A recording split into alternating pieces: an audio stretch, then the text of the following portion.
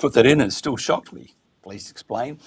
One Nation leader, Pauline Hanson, says she is ready to become Australia's Prime Minister and is considering a move to the House of Reps ahead of the 2028 federal election. Now, her comments follow the release of seat-by-seat modelling, which suggest One Nation could secure more than 50 seats if an election were held today. Now, according to the latest Australian Financial Review RedBridge Group Accent Research National Poll, One Nation recorded 31% primary vote support ahead of Labor on 28% and the Coalition, who are still there, on 20%. Now, this is new territory for the party, and Pauline Hanson has certainly done her time in the salt mines, you might say. And I saw Tony Abbott there. I wonder if she's now on the Christmas card list or vice versa. Can One Nation lead our fractured country? And it is fractured. It's the most divisive I've seen in my lifetime, and I'm 300 years old, a little bit younger than Peter Campion. Does it have the muscle? It's a long time to the next election, and the Conservative forces will fight her harder, and those apparently on the other side.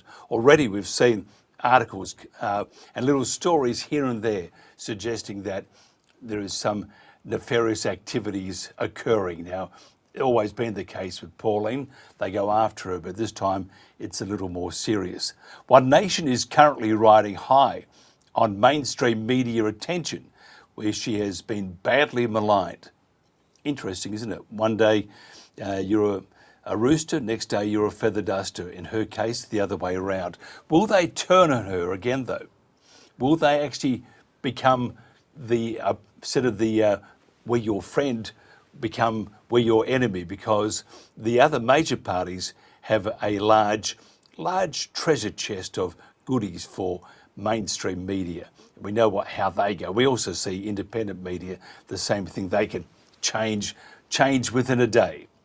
But will One Nation, perhaps this time, and I think so, outfox them all by putting on the suit of mainstream politics to appear more like her Conservative rivals?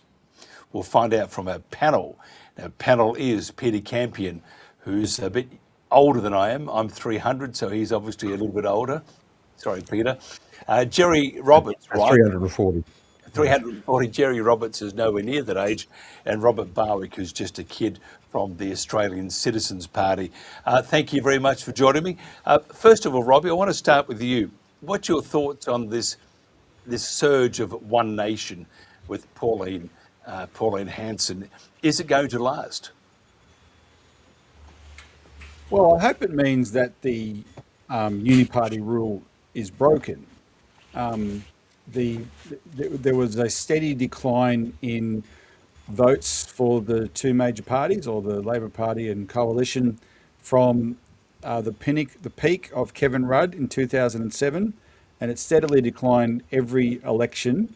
And at the last election, it crossed this threshold where, for the first time, more than 1/3 of Australians voted against the major parties. And that was so slightly over 66.6% voted against the major parties. And there was a definite trend there. Of course, what we've seen now is that's been smashed. Both the polls and the testing of the polls in South Australia, the Victorian by-election and the Farrer by-election, has shown an unprecedented surge of support for One Nation, which I mainly interpret as, and I'm somewhat influenced by the analysis of the polls here. The pollsters don't just get the headline choice of the voter; they ask why. I'm mainly interpreting it as a vote against the major parties. The public are completely sick of them, and this could end up being permanent, because I see nothing in the major parties to win it back. One Nation is the obvious alternative. Now, I do have some questions about how it's being presented to them. You've mentioned, I think, correctly, that the feather duster has turned into a rooster. And as someone who has been in a minor party for 30 years, has worked with One Nation for 30 years, has seen how much power the media has as a gatekeeper to decide what party the public is presented and what they're not presented. I can only look at that and go, well, someone has decided that she's worth giving publicity to. It's not just her, quote unquote, earning it. There's been a big publicity push around One Nation, but anyway, it's fine.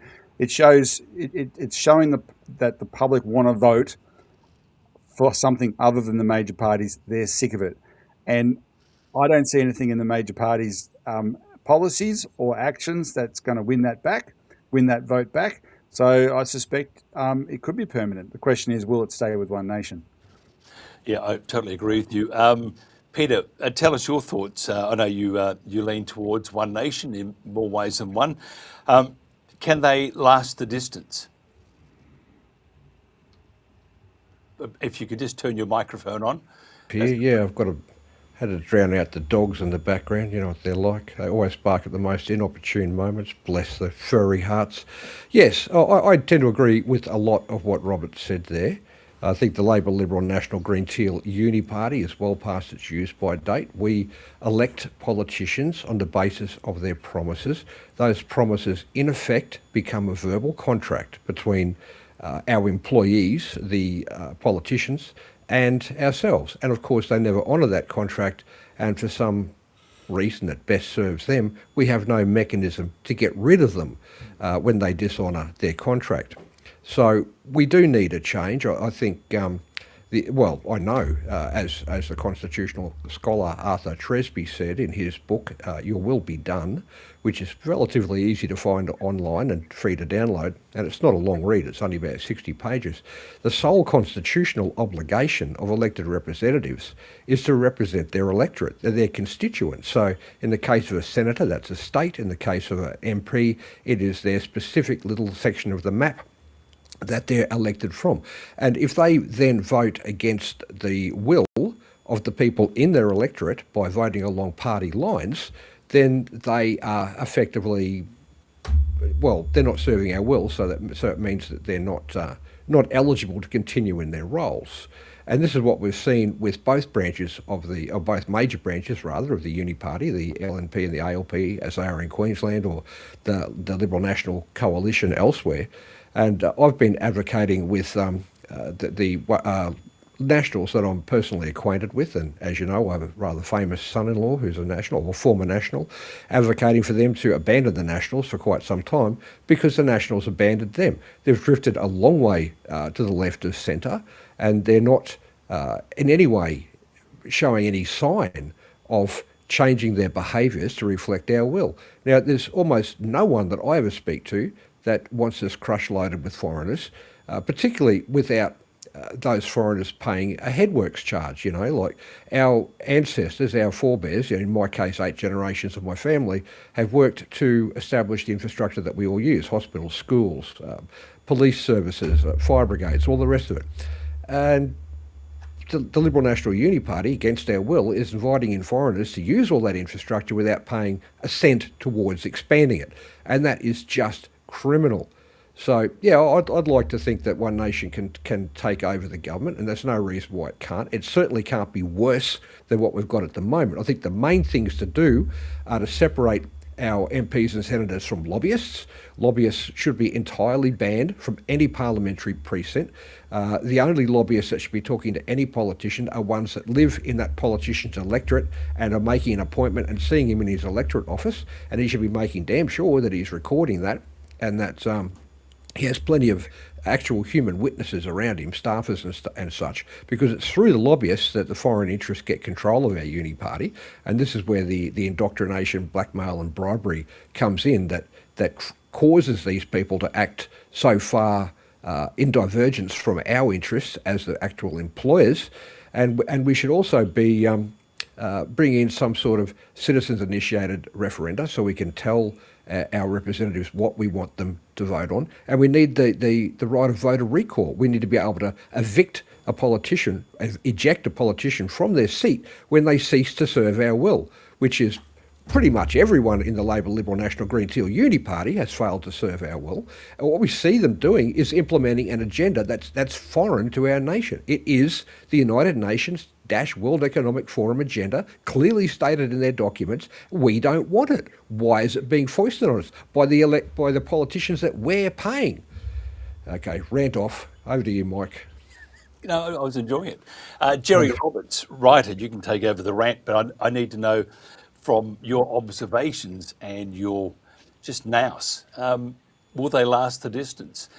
Because there's a big chunk to go yet. So for them to get in, I have to be honest, I have a problem, not a problem, it's not ringing true that One Nation could form government and have Prime Minister Pauline Hanson, and I'm sure she'll do a great job. I'm sure with the advisors in Canberra, they'll do the right stuff. But to get from now to there to the end of that race, you can stumble a bit in between, and with legacy media also, and some of the independents creating all sorts of stories about nefarious activities, and which they do anyway about any party. Can you see One Nation lasting that distance? It's not out of the question, Mike. I'll just talk about Pauline personally first. I haven't met her, but I spoke to her on the phone years ago, the first time she was in Parliament. I was very impressed. She is a gifted politician with the basics of politics. Basics of politics is communication. She talks to people, she listens to them. And that's her strength. I agree with the description I heard from Robbie on an earlier broadcast that we've reached a baseball moment.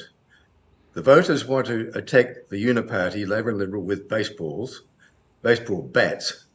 And the handiest baseball bat in the sports locker is the charismatic, sexy, redhead Pauline Hanson. Now, this is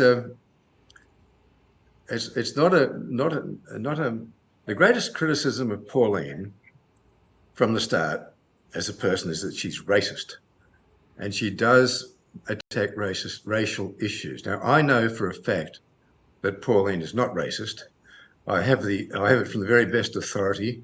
Ernie Bridge was a brilliant West Australian politician. His mother was a full-blood Aborigine from the Kimberley. His dad was a pastoralist. In his facial features and skin colour, Ernie was very much an Australian Aborigine. Now, Ernie felt racism through his skin. It was the story of his life, making his way in a white man's world. And he had a meeting with Pauline and the directors of the Watering Australia Foundation, a bunch of old blokes. I think they all fell in love with her. Ernie sat next to her, skin to skin. And when he came back to Perth, I asked him, looked him straight in the eye and said, "Is Pauline racist?" And he said no. But so Pauline has a lot of character, and I'm sure we all admire her courage. There are only 4 people in the Parliament now who stood up to the COVID nonsense: Pauline, Malcolm, Ralph Babbitt, and the young South Australian, very talented politician called Alex Antich. He's one to watch. He has the important ability of being able to make political points in a few words. It's a classic political skill. But on policy, Robbie, the people who have the policies we need are you, and Eliza, and Craig, and Nolene, and Jared Rennick. Because what we need to attend to in Australia is the banking, the Commonwealth Bank, our whole financial system, getting Australian money working for Australia. And that's the priority. It's not immigration, it's not culture, it's not religion, it's not sex. So I'm hoping, and I'll be voting for you guys, and I have voted for you guys in the past, and I voted for Pauline too. I've always given her candidates a high rating in the Senate. And you guys, going back to your time as the Citizens Electoral Council, when you were not so political, you were a research institute, but you got into politics and you had good candidates. And your West Australian candidate for this previous election, Aisha, is brilliant. I hope we see more of her. I'd love to see her in Canberra. So So I'm more interested in the policy. I think immigration must be kept down to an argument about numbers. What worries me about Pauline is her judgment. Wearing a burqa into the parliament is a silly stunt. And I saw her recently draped in an Israeli flag, and I gather she went to Florida to actually be part of the Trump machine. This is at a time when the rest of the world is sick to death of Israel and Trump. So that's the problem. Historically the party has had issues with its internal management direction. A lot of people have come in and then gone off in a huff and say so the complaints have been about the party machine, but it's not out of the question. She certainly has. She has good backup. Malcolm Roberts is the brains of the parliament, and Barnaby's calling so far that I've seen on the climate stuff is you can't really. He's got it just nicely, and he puts it well. So they're a serious force. They are. Robbie, is this without taking the glory away from One Nation at this particular moment? A lot of this would be also a voter dissatisfaction in regards to the other major parties. And if you look at the Labor Party, they're surrounded by effluent. And if you look at the Conservatives, they haven't gotten to that stage just yet, but at 20% on that last poll, it would show you they're doing almost what the Tories did in the UK. Is this being a protest, not vote, because they haven't voted yet? So will this, do you think, roll into the next election, and the protest sentiment at the moment becomes that vote, or is this just the voters saying to the federal government and the Conservatives, get your act together because this is what awaits you at the next election, so pull the digit out now? Well, bear in mind there's a generational change taking place. So one of the things that we've experienced in politics for a long time is the tribal loyalty that people have had to the major parties, and it was a big deal. How dominant the two major parties were for a century, and most people voted the same way their parents voted, etc. So we've got an older generation that are shuffling off, who represent the last of that. You see it in the party membership. So the Victorian Liberal Party made news last year because the number one party expense was flowers, wreaths for funerals of members, because the average age of members was like 75. And, this is a party that's dying out. So, and what's going with them is their worldview. And of course, there's a new generation of voters coming in that are coming in at a time when the hold of the two major parties has never been weaker, right? And even the Labor Party, which has this monster majority, remember they only got 33% of the vote. They had to get elected on preferences. But more importantly, which Labor should be paying attention to, and I don't know if they take it seriously enough, their traditional base, which is their blue-collar union membership, that has like 13% penetration of the workforce, right? When Labor was a real political force in Australia going back decades, they had, like 50% union representation. So they're hardly representative anymore of the actual real Australians. And so I do think this is structural. I do think there's a permanent shift taking place here. Now Jerry very kindly talked about our party and what we stand for with our policies, and we've worked very hard on our policies. And my main concern with One Nation now is policy and what they're going to do with this newfound popularity, because what I've noticed is they're not talking about the things that I've worked with them on for a long time. They're doing this populist reduction of policy to mainly one theme, right, which is immigration, and that may win them votes. But what they're going to be doing is setting themselves up, unless they have a proper policy base, they're going to set themselves up to be the next party that disappoints the Australian people, because we've been in this rapid decline economically, Mike, for a long time. You could take it back to, we would take it back to before the global financial crisis, but just take it back to there, for instance, right? We've lost so much in the way of industries. Our manufacturing now is 5% of GDP. It used to be, in 1990, it was about 13% of GDP. In 1966, it was 30% of GDP. The number one sector of the economy now in terms of size is financial services. That's this bloated banking system, superannuation system, insurance system, etc. They're doing well, you might have noticed, right? They are laughing all the way to the bank. They're the ones that are fleecing the Australian people. And so we have been prioritising policies that will deal with that structural problem, which is what's really harming the Australian people. And you can't just reduce it to one thing, and that's our criticism there. So what is One Nation going to do with this support they've got? Because they have to deliver, or else they will become the next major party that the public turn on, as they have been very unforgiving for a long time. I did a count once, I'll end on this point, I did a count once when we had all these leadership changes, Rudd, Gillard, Rudd, Abbott, etc.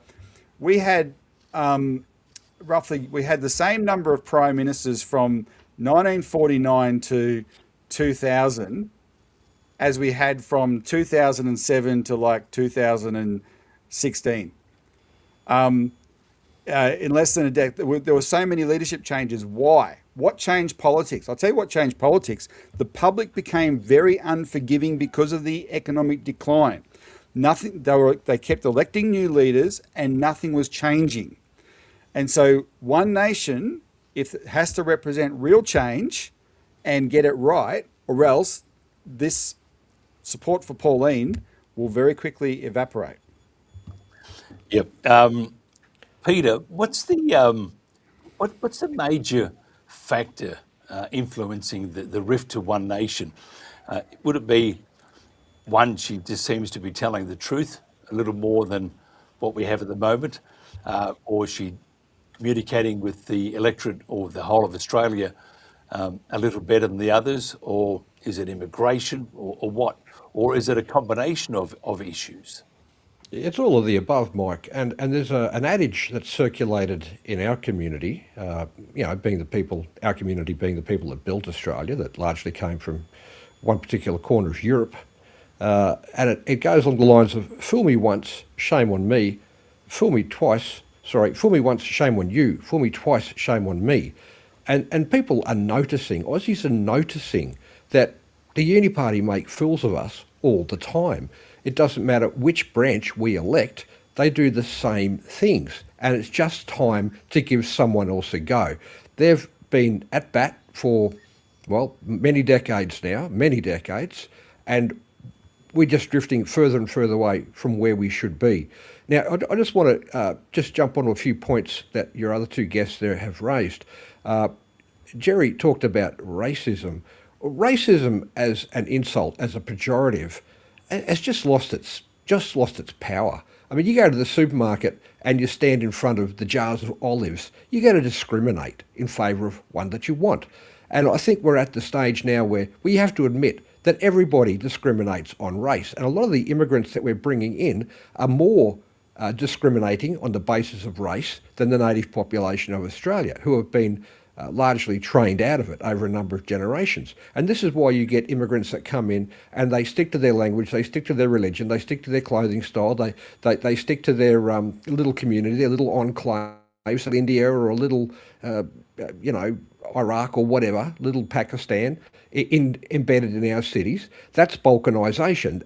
That's not a strength. Diversity is not a strength. That's a lie that the globalists have been telling white people for generations now, and it's a lie designed to weaken our culture and ultimately to destroy our culture. And I think our culture, being the only culture that's ever lifted people out of poverty, misery, despair and slavery, deserves to be protected. And quite frankly, at the moment, the Uni Party hasn't been doing that.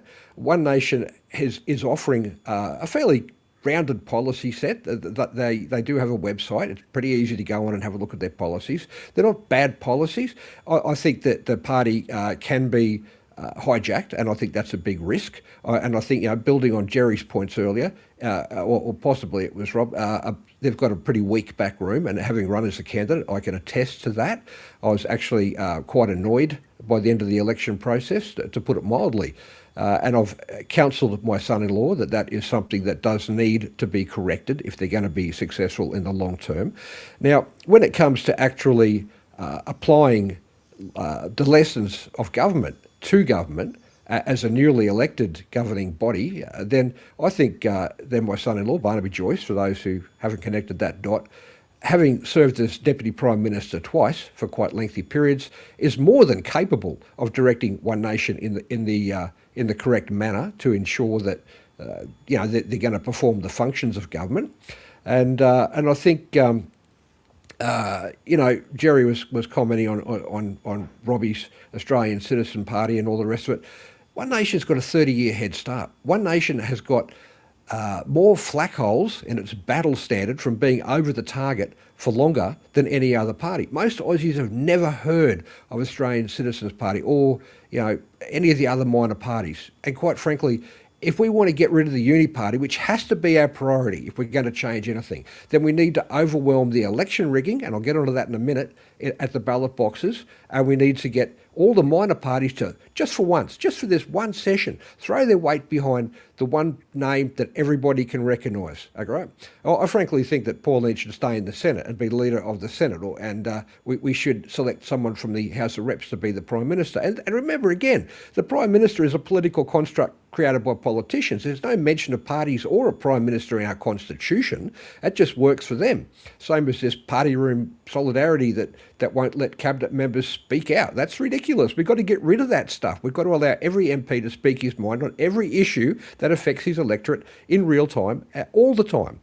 And then Robbie touched on the amount of our wealth that gets cycled through the financial services sector and ultimately doesn't really contribute to the productive economy. We've also got to look at the public service. We've got the biggest public service per capita of any nation on earth.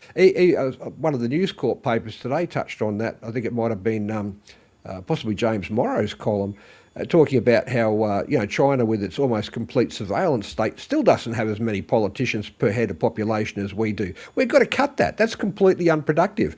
We've got to massively downsize government, and we've got to deregulate the economy. We've got to allow free market capitalism, let's call it free enterprise capitalism rather than free market capitalism, because free market is another one of those clever terms that they use to disguise the fact that it's a rigged market. We need free enterprise capitalism. We need to absolutely stop immigration. I don't care who calls me racist for that. We're overloaded. We need to remigrate a heck of a lot of people. We need to pretty much immediately cut the universities off, because they're just a backdoor to immigration of people that we don't necessarily want or need. And we need to actually cancel all the temporary visa holders till we've relieved the housing crisis created by the uni party against the will of the people, and to the detriment of the young families that are the foundational unit of this society. And again, we're the greatest society that's existed in known history. I mean, obviously, whoever built the pyramids and Göbekli Tepe and places like that were a pretty advanced civilization too, but airbrushed from history for whatever reason. Now, I know I'm ranting on a bit here, but let's just talk about election rigging real quick. I've run in 3 campaigns, twice in state and once in federal, and I've had a pretty good look behind the scenes, because it's always been something that's interested me. And quite frankly, the only reason for a 2-week pre-poll is to give activists embedded in the Australian Electoral Commission or the Electoral Commission of Queensland time to open up the ballot boxes. Oh no, Pete, they're sealed. They've got serially numbered zip ties on them. Oh yeah, okay. Get a 3D printer and duplicate them. Well, one of the UAP candidates in 2022 reported on the Telegram chats that we used to have that he'd seen an AEC officer but obviously an activist, just pretending he was apolitical to get his job at the AEC, with a large bundle of zip ties that all bore the same serial number. And there should be no more than 4, if my understanding is correct, that have the same serial number. So, yeah, what they can do is they can go into the back room, which is completely unguarded. There's no security there. They're the activists. They're in charge of that AEC unit set up at a CWA hall somewhere. So they've closed for the night. They go in there, they cut the zip ties off, they count the ballots, they run that through an algorithm that's probably on their phone, on an app. And then they can say, okay, well, we've got to take out 51 Nation ballots from this box and replace it with 40 Labor and 10 Green, and that'll look okay. And according to our forecast for this election, that if we do that to every ballot box in the pre-poll, then that should swing the vote in the direction we want. So how about this? And I suggested this to both the ECQ and the AEC. Let's get great big ballot boxes that are actually about 2 metres on a side, made of Perspex, and you've got to disassemble them and flat pack them to get them through the door of the pre-poll centre. And then you bolt them together and they sit there in that one spot, can't be removed from the room for any reason, under lights, under HD TV camera or even just an average CCTV camera, live stream that to the internet, let everyone scrutiny that ballot box for the whole 2 weeks as it sits there in that pre-poll station, and make sure that no one interferes with it. And on counting day, then you simply unbolt one side, spill the contents out and get on counting. And just on that, how about we get rid of pre-poll ballot altogether, extend the election over a Saturday and a Sunday from 6 a.m. to 6 p.m, and all the postal ballots have to be in by 6 p.m. Sunday. And I don't care if you might lose a week of your decision-making time because you're, overseas or whatever. Get your ballot in before that election date, because after the 6 p.m. on the Sunday, there'll be no more ballots taken. And let's just see which way our votes actually go then, because I'd be surprised if the Uni Party ever won again. Rant off. Very good indeed. Jerry, where do you see the real contest? Is it Labor v Conservatives, or Labor v One Nation, or Conservatives v One Nation? Where do you see it? That point about the pre-polling, I've heard a lot of comments like that from people who've been observing, and I gather that the pre-polling is not observed. It didn't exist. I've said most of my life, the elections days were a bit of overtime for school teachers, and if you have a tight election and they have to recount a few times, what the hell if you have to wait another week or so? What's the hurry? I'd like to see the machines taken right out of it, and I agree. This has just come in recently, this pre-polling, and it's I gather quite a large percentage of the votes are already counted before the day of the election, which is not a good thing, because the policy is right up until the day. I don't like it at all, and I agree. Get rid of that. Yeah, look, I was a member of the Labor Party until the COVID mandates. I advised Mark McGowan on policy. I told him stories about Labor Party history when we were out in the outback, which he didn't know. It's a feature, I think, of the people in both political parties, that they don't know much history. They don't even know the history of their own parties. So it's called the Inner Party for a good reason. It goes back, in my opinion, and probably also in Robbie's and Craig's, to the onset of what we call the neoliberal counter-revolution, which was really, in Australia, pushed through by Paul Keating. And the Liberals sort of took it from there. There was a federal president of the Liberal Party who was a stockbroker. I'm trying to think of his name. He didn't seem a bad sort of bloke. And the Liberals were saying, they're stealing our policies. And he said, don't worry about it. That's good. They're breaking the ice, and we'll just come along and put the icing on the cake. And that's what's happened. So I don't have any sympathy for either of the major parties. And we could have a really horrible couple of years ahead of us, because the Liberals have gone back to Pauline's deadliest enemy, Tony Abbott, who destroyed her in her first time around. He's ruthless. And I think they're desperate. They're really worried about Pauline. So we're going to have the Liberals spending the next 2 years trying to destroy Pauline, the Labor Party will try to hold the balance of power middle ground with increasing difficulty. And it's going to be, we're not going to see a lot of progress. So that's why I'm with you, Robbie, and Jared Rennick. And I think you guys are getting together fairly soon. I don't know if you made that. I gather you've got a meeting coming up in a couple of weeks. Yep, we are. But and you've been around longer than Pauline. The Citizens Electoral Council. It was Nolene who told me that you guys started in a small way, like Pauline did in Queensland, and you grew onto a larger agenda through your association with Lyndon LaRouche when you took on a bigger view of the world economy. So I've been following you all this time, and you're very much on the right page with your economic policy, and I think until we deal with that, until we get back an Australian control of Australian finances, nothing else really matters. Everything else is a waste of time. It's just talk. Robbie, what do you think? Is the real contest between still Labor and Conservatives, Labor and One Nation, Conservatives and One Nation? If you were a Conservative and you had high hopes that you were going to stop the slide, what a great slogan, stop the slide, vote One Nation. But if you were going to stop this slide and you looked at your brand new federal president and you look at his past relationship with Pauline Hanson, how much hope would you have? Nope. But bear in mind, Jerry was right. He was ruthless originally against Pauline, but they reconciled in more recent times. They were good buddies. So I don't know how much of a threat he's going to be against Pauline. I don't think the contest is between Labor and Conservative or One Nation or whatever. I think the real contest is between the people and vested interests, because the reason what we call the Uni Party is technocratic party structures that cease to become representative of their members, let alone the public, not even representative of their grassroots members.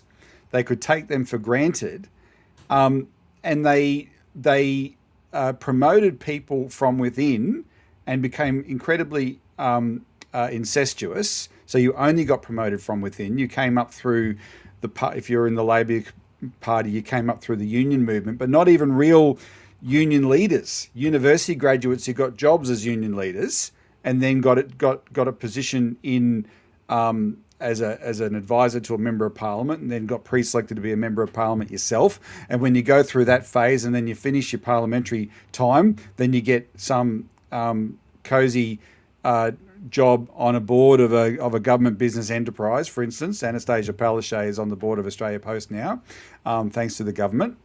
That's the Labor side. Liberal side is essentially the same. Jared Rennick could not function in the Liberal Party because they were so anti-democratic. During COVID, he tried to encourage people, if you don't like what's happening, join the party and make a difference, change the party's policies, and they would not allow these people to join the party because no one was going to change them democratically. And then he ended up spending $600,000 taking his own party to court for a judge to rule that the party is not obliged to follow its own rules. And that was in relation to his pre-selection vote that he lost. And that's why he quit the Liberal Party and started his party, People First, and the Citizens Party, People First, are going to merge. But see, why are the parties like that, Mike? Because someone is benefiting. And if you look at the Australian economy, we have an economy structured in such that every sector is dominated by a tiny handful of either a duopoly or an oligopoly of companies. They have never done better. They have never made bigger profits. We're in a cost of living crisis that is crushing the souls out of the Australian people, yet every sector of the economy has never done better. The banks, the insurance companies, the gas companies, the supermarkets, you name it, they are raking it in. And those are the interests that the big parties serve. Those are the jobs that they get when they leave Parliament. They walk. There's a revolving door with the banks and with the gas companies and with all these other companies. They are used to that. Is how politics is run in Australia. So that's the real contest.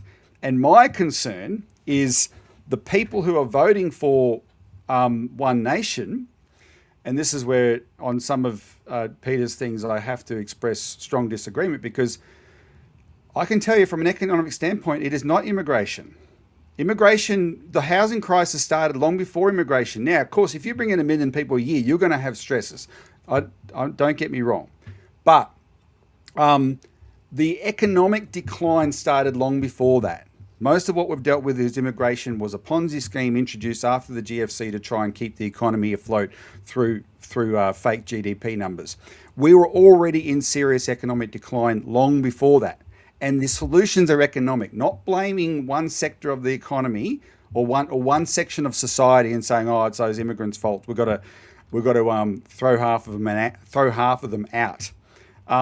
I'll tell you, I'll give you an example of something that if One Nation continues going down this path, they will be my enemy. And as someone who's worked with them closely, as someone who has written bills that Pauline and Malcolm Roberts have introduced into Parliament because they have confidence in what we do, they will become my enemy. Because about a month ago, and I know Pauline doesn't write her own tweets, but she put out a tweet was put out in her name saying how much fuel the 4.5 million non-citizens using in Australia right now. Now, we're in a fuel crisis for a couple of reasons. One is something that is not One Nation's fault, for sure. That's decades of neoliberal insanity, and that we haven't maintained self-sufficiency in that area. But the other one was because Donald Trump started a war in Iran and caused a fuel crisis, and she decided to fully endorse that war.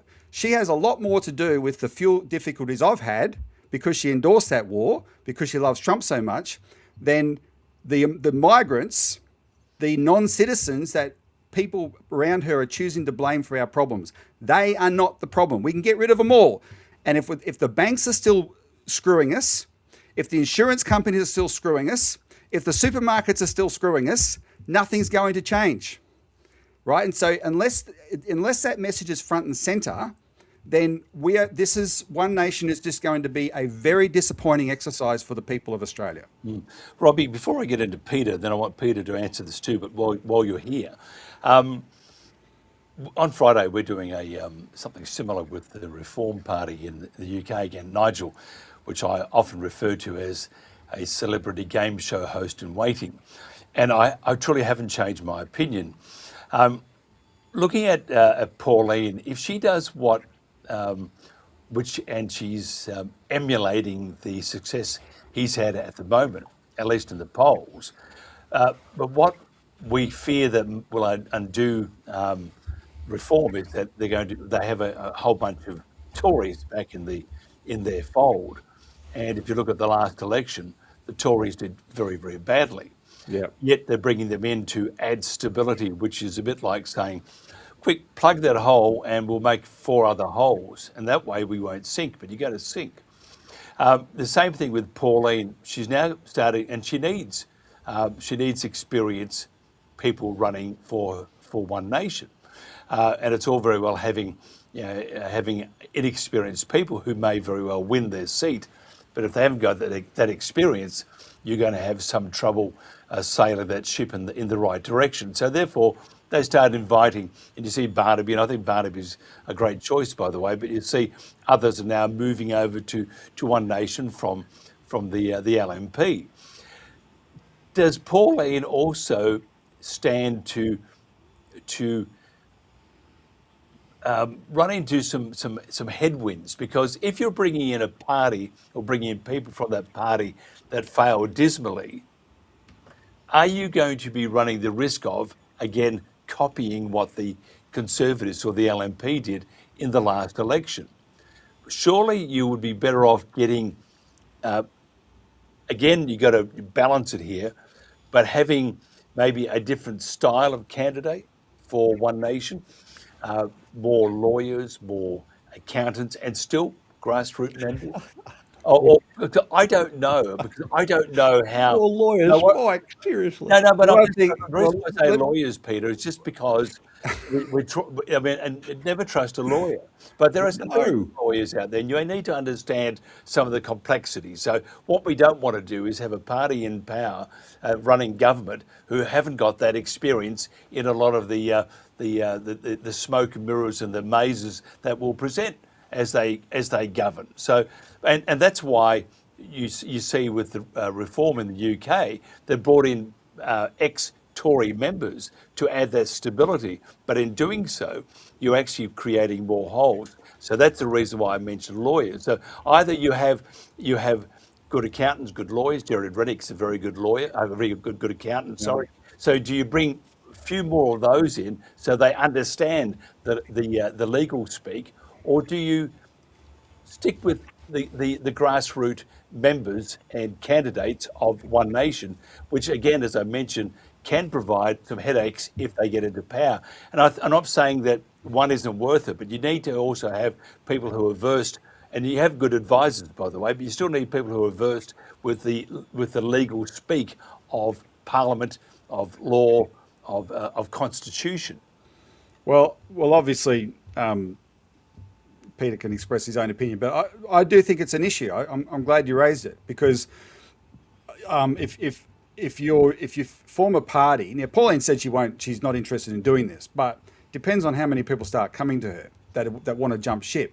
Because Nigel Farage seems to have decided, well, he's going to build his party around that, right? And then you start looking like the party that you're supposedly displacing. And sorry, but personnel is policy, and they're going to have their habits that are the terminal habits that got them despised by the public in the first place. But my main concern in this area, with what I've seen so far from One Nation, is, forgive me, because I don't know the woman, so I have nothing personal against her, except she's clearly attracted some very, very wealthy support from people who have not suffered like the voters have suffered in any way. You cannot say Gina has suffered from the economy. She has boomed under this economy. Clive Palmer hasn't suffered. He had lunch with her the other day. He's had a windfall from this economy. I know with Clive Palmer, he offered Jared Rennick $10 million, and Jared turned him down because it came with strings attached. That's why we're prepared to merge with Jared, because he's a man of great integrity. There's no way this money is not coming with strings attached. This support's coming with strings attached. And that makes them no worse than the other parties, but it makes them no better as well. But ideologically, my concern is that what else comes with someone like Gina, because she's a sponsor of these neoliberal organisations that I blame for the demise of Australia. The Centre for Independent Studies, the Institute of Public Affairs, people like them because they talk about they'll do things on climate change or whatever, and I don't disagree with literally everything they say.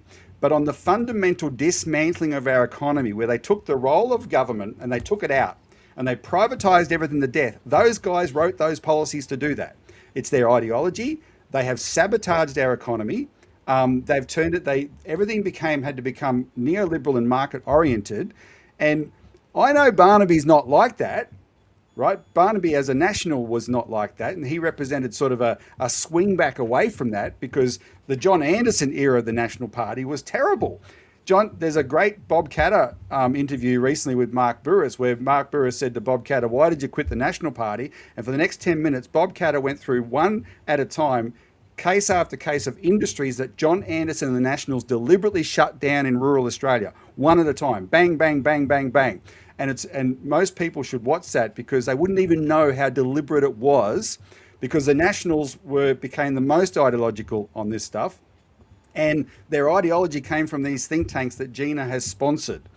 So that's my concern, because if One Nation, if you're seeing influential, powerful people trying to attach themselves to One Nation and say, okay, this is going to be the new force, we better become, this is not a reflection on Pauline herself, but this is going to become the new force, we better become an influence in it. And then with that comes some of these other personnel of people wanting to jump ship. Then the voter, if they can be distracted enough by just focusing on something like immigration, might end up replacing the Liberal Party with the Liberal Party under a different name. Now, Peter, the stage is all yours, but we are running out of time. So if you can stop after the next 30 minutes, I'd appreciate that. Yeah, I see that. I see the timer ticking down. We've got about 6 minutes left in the hour. Okay, there's a couple of points I want to hit on there. Reform UK, it's Tory light. I mean, Nigel Farage is the Donald Trump of the UK. He's just going to sell out his base. Really, any intelligent person in the UK would be going towards Restore and Rupert Lowe. Yes. Now, Rupert is making a great deal of sense, and I suggest you follow him on X, because I have the alert set for Rupert. I like to hear what he's got to say at the time he says it. And, you know, this is where I'd like Pauline and Barnaby to get to eventually, to speak the absolute truth, the whole truth, nothing but the truth, no matter who it offends. And I think we've got to get past this idea that you know, we give offence. We don't give offence. People take offence. People choose to be offended. They're grown-ups. You know, they're responsible for their own reactions and their own feelings.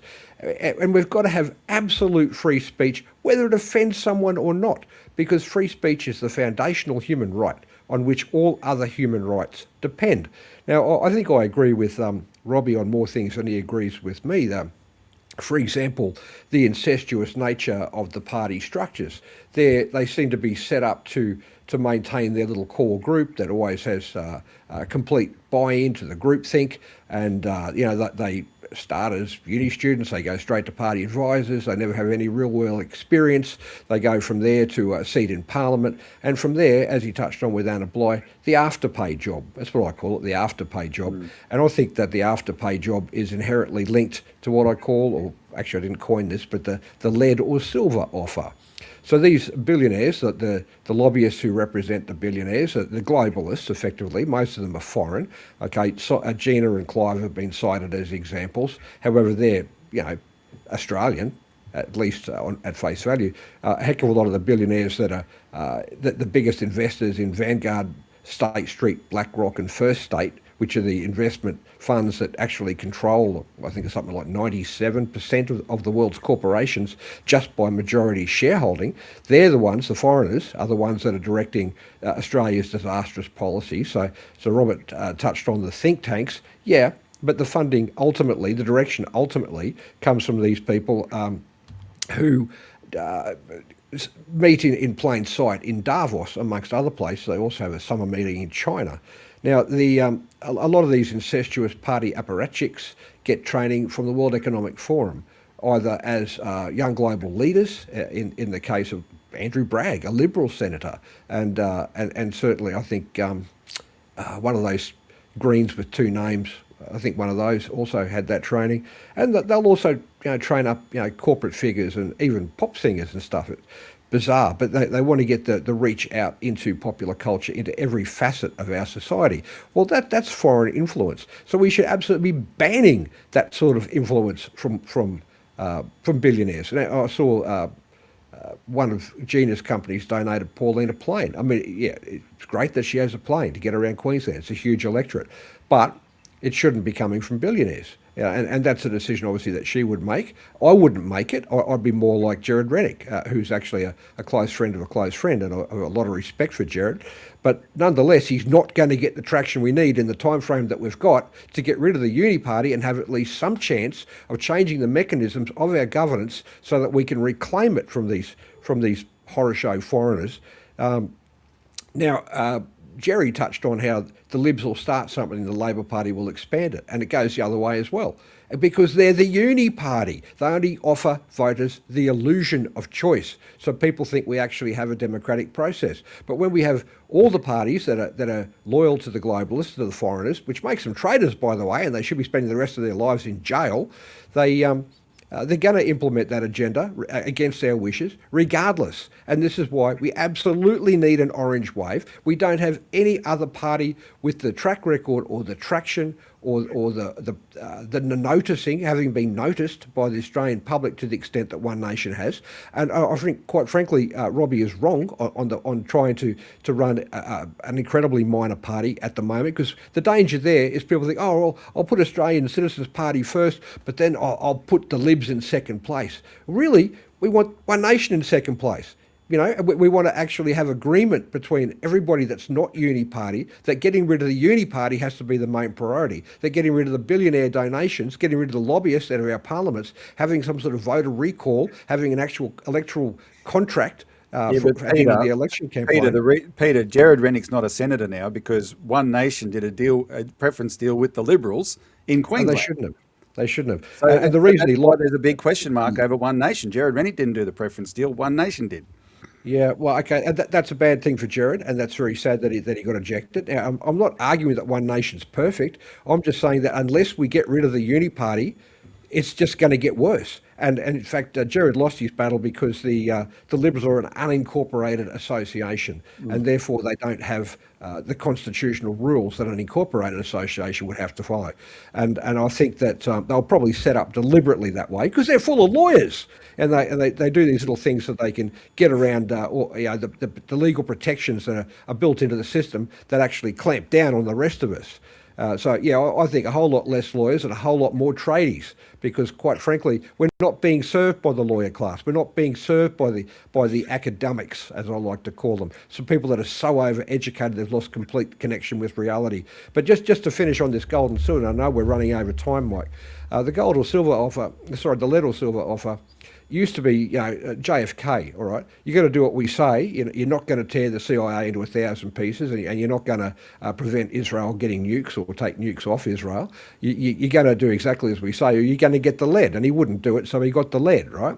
If he'd done as he was told, he would have got the silver, which would have been an afterpay gig, like Anna Bligh got, where she was, chairman of some banking association, even though that was widely disparate from her own background. And these days it's much more subtle than a double tap or a triple tap in JFK's case. It's more something like, mate, your attractive young wife and your young children, they're going to have a terrible accident in the car, if you don't do what we say. But if you do, we'll give you a seat on the board of BHP, and it'll be a no-show job. You'll be getting $300,000 a year for 3 months, 3 hours a month work, And this is what we've got to protect against. And the only way that we can even begin to do this sort of thing is to get the uni party the heck out of every one of our parliaments. We need them gone, all of them, and we need to start again. And if we need to start again with orange rabble, if we need to start again with a Star Wars bar wearing One Nation t-shirts, then fine, let's do that. At least it's a starting point. At least we're not going to continue swirling down the gurgler like we have been for the last 30 or 40 years. Jerry, we do have to wrap it up, so I'm going to ask everybody's final question. Jerry, I need you to look into your herbal tea and tell me, become a soothsayer. Tell us what's going to happen in your mind with One Nation right up to the election and just after it. Jerry, if you could. I don't like this oversimplified idea that it's simply a matter of getting rid of the uniparty without. It's too negative. So the second point is that Australia is not going back to 1950s Rule Britannia, meat and potatoes. We've got to do something else. It's going to be a different society, but it must be a free and equal society, and we must have free speech, medical freedom, and cash. So we're getting ahead of ourselves, I think. The record with One Nation holding together is not good. It gets into the party management, I think. So I don't think things are going to change that much, and I think she'd want to be very careful with Tony Abbott. She'd be safer with a king brown snake. Robbie Barwick, just watch out for those snakes in the gentleman's club. And by the way, I used to like Tony Abbott until once he was deposed of and retired from politics.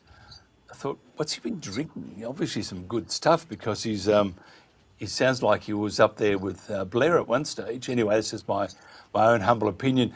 Where do you see, Robbie, the One Nation? How do you see their journey? You're looking into your frothy beer at the moment. How do you see One Nation faring right up until the election and just after it? Where do you see them? Do you see them winning, or do you think it will all become a great wish list that never eventuated? Well, 2 years is a long time. I'm interested how they go over the next few months, based on what happened today in the United States, because that strait is not open. ExxonMobil is predicting oil is about to jump to $170 a barrel. Trump has totally stuffed this up, and we've been living in unreality in Australia. I think Pauline might have suffered more from her unquestioning support of Trump and frankly stupid claim that Trump has liberated the people of Iran, which she said not once but multiple times. Shows you how little she actually understood what happened. But the fuel prices came down here, and so we've had a month or two of manageable situation. But we're at the end of the supply chain, and that strait's not open, and all the global big players, their reserves are being depleted, and if it explodes and we seriously have a fuel problem because of our lack of preparation, then this is going to become a big anger point in Australia. And it's not just going to be on the long-term politicians. It's going to be, I think you might see something similar to the backlash against the politicians during the election who supported Trump here, when he started slapping tariffs on everybody, etc., and Australians got quite cheesed off. So that might do her real damage in the short term and pop this bubble for now that's driving her. Short of that, like I said at the beginning, the major parties have not shown that they're doing anything to genuinely win back support. And so if you can put that oil thing aside and however blowback that might have on Pauline, she actually might ride a wave to the election. I doubt if she'll run for the lower house. She'll still remember what happened to her in 1998. We might end up with Prime Minister's son-in-law of Peter Campion. That wouldn't be so bad, Mr. Prime Minister, or can I call you Peter? What's your thoughts on? I mean, but you'll be running again. You could be there advising your son-in-law, and you'll be both doing what Vicky says because she is the boss. So, I mean, maybe you could delude each other and say you have independence. There is none when Vicky's around, and she's absolutely fantastic. But where do you see One Nation and how they will fare up until the election, and do you think they'll win?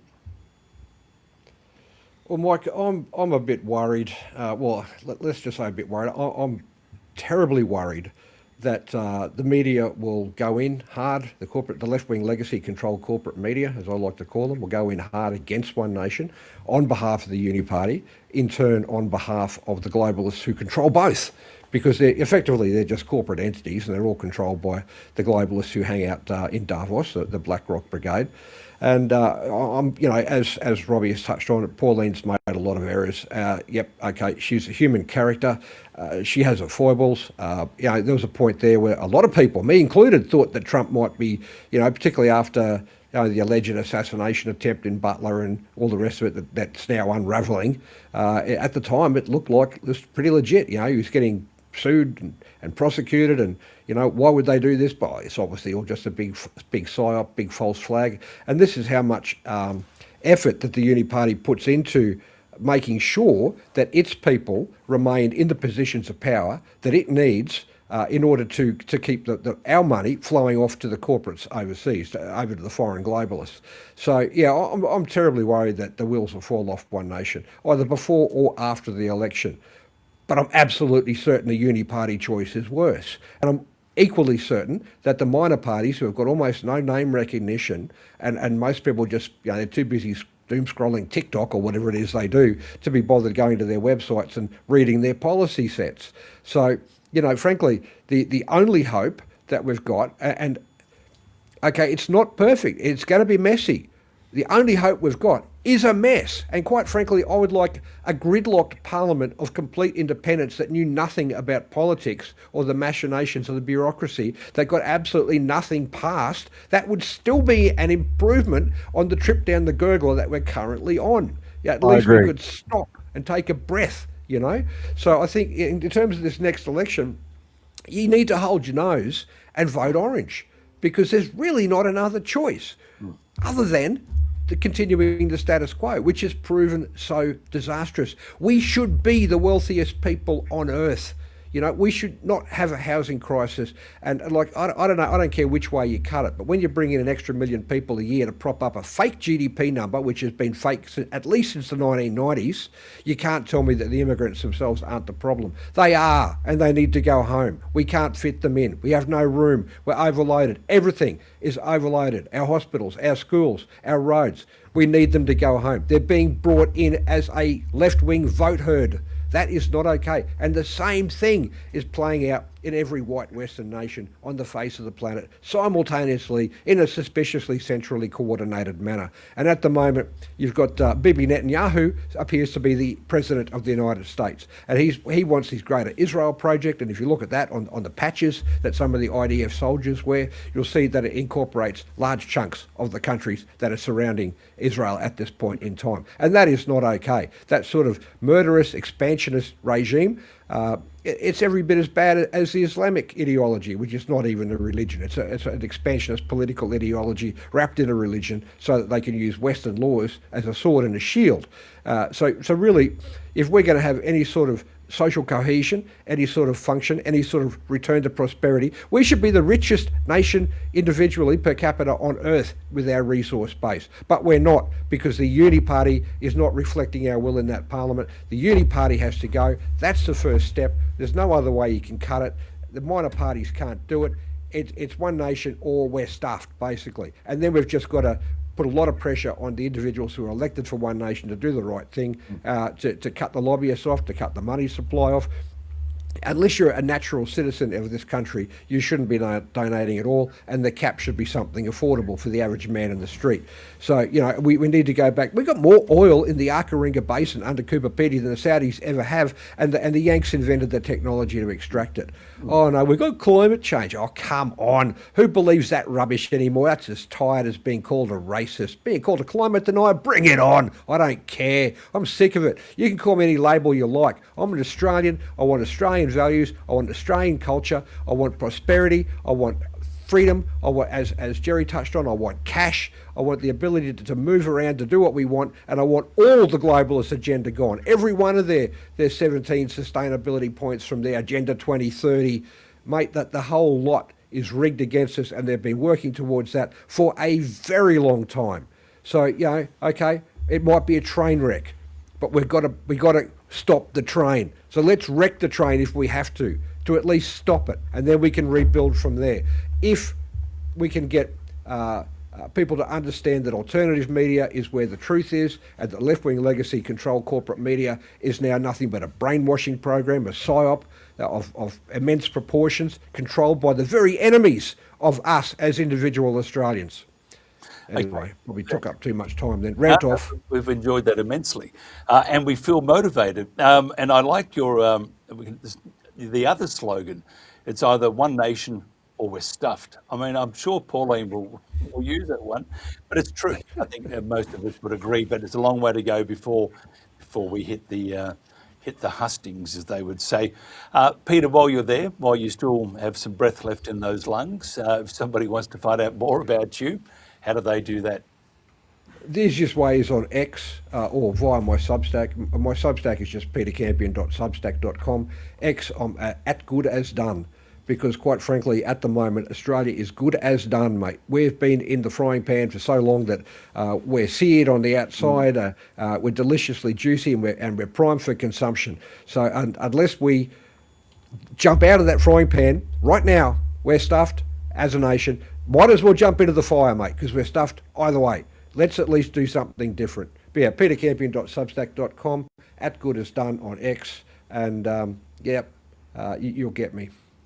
Beauty. Jerry, your turn. Now, if somebody wants to find out more about Jerry Roberts, writer extraordinaire, how do they do that? Find out too much about me, but just Google Jerry Roberts with a J. The most recent little videos I've done, just short, were called War and Peace and Do Not Comply, and I'll be making a long lecture in a couple of weeks, bringing a lot of these subjects together.